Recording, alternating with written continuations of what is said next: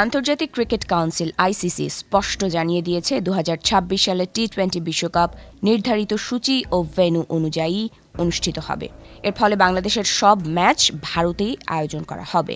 নিরাপত্তা শঙ্কার কথা তুলে ম্যাচগুলো শ্রীলঙ্কায় সরিয়ে নেওয়ার যে অনুরোধ বাংলাদেশ ক্রিকেট বোর্ড বিসিবি করেছিল তা গ্রহণ করেনি ক্রিকেটের সর্বোচ্চ নিয়ন্ত্রক সংস্থা। বুধবার অনুষ্ঠিত আইসিসি বোর্ড সভা শেষে এক সংবাদ বিজ্ঞপ্তিতে এই সিদ্ধান্তের ব্যাখ্যা দেয় সংস্থাটি। ভিডিও কনফারেন্সের মাধ্যমে ডাকা ওই সভায় বাংলাদেশের অনুরোধ প্রত্যাখ্যানের পেছনে ৩টি প্রধান কারণ তুলে ধরা হয়। স্বাধীন নিরাপত্তা মূল্যায়নে বিশ্বাসযোগ্য হুমকির অনুপস্থিতি, সূচি ও লজিস্টিক জটিলতা এবং ভবিষ্যতের জন্য অনাকাঙ্ক্ষিত নজির তৈরি হওয়ার আশঙ্কা। আইসিসি জানায়, বাংলাদেশ দলের নিরাপত্তা মারাত্মক ঝুঁকির মুখে পড়তে পারে এমন কোনো স্বাধীন ও নির্ভরযোগ্য নিরাপত্তা মূল্যায়ন না থাকায় ম্যাচ স্থানান্তর করা সম্ভব নয়। সংস্থাটির মতে এখন ভেন্যু পরিবর্তন করলে শুধু বাংলাদেশের নয়, অন্য দলগুলোর প্রস্তুতি, ভ্রমণ পরিকল্পনা এবং বিশ্বব্যাপী সমর্থকদের জন্য বড় ধরনের সূচিগত ও লজিস্টিক জটিলতা তৈরি হবে। সংবাদ বিজ্ঞপ্তিতে আরও বলা হয়, বিশ্বাসযোগ্য নিরাপত্তা হুমকি ছাড়া সূচি পরিবর্তন করলে আইসিসির শাসন ব্যবস্থার নিরপেক্ষতা, ন্যায্যতা ও সততা প্রশ্নবিদ্ধ হতে পারে। এটি ভবিষ্যতের আইসিসি ইভেন্টগুলোর জন্য একটি সমস্যাজনক নজিরও তৈরি করবে।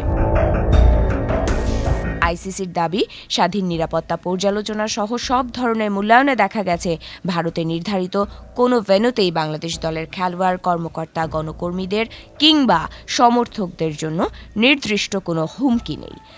আয়োজক কর্তৃপক্ষ পূর্ণ নিরাপত্তা নিশ্চয়তা দিয়েছে বলে জানানো হয়।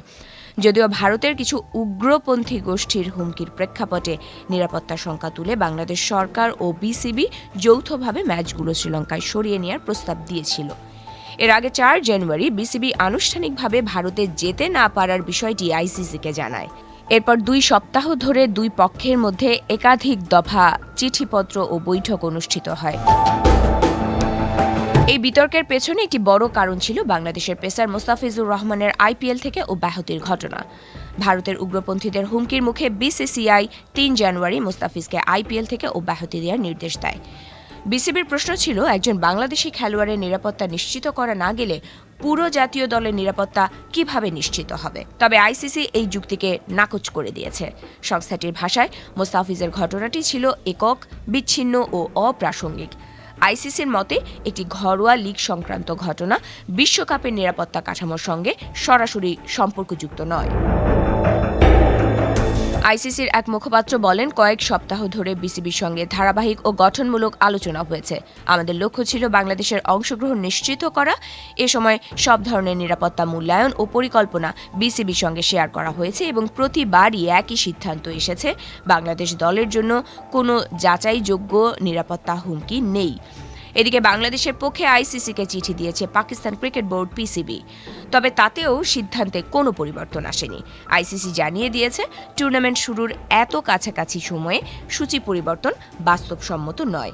আগামী ৭ ফেব্রুয়ারি শুরু হতে যাওয়া ১০ম টি-20 বিশ্বকাপে তাই নির্ধারিত সূচি অনুযায়ী অংশ নিতে হবে বাংলাদেশকে।